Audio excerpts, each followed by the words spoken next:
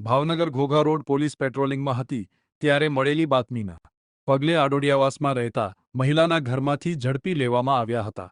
આડોડિયાવાસમાં રહેતા કશિશબેન ભાવેશભાઈ પરમારના રહેણાંકી મકાનમાંથી ઘોઘા રોડ પોલીસે બિયર ટીન 36 જેની કિંમત 7,920ની કિંમતના ઝડપી લીધા હતા.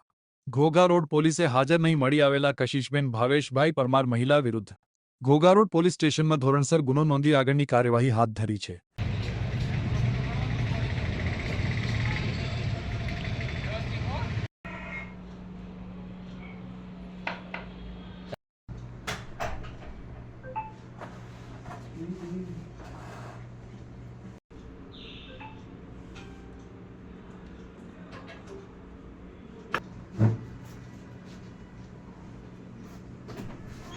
Picture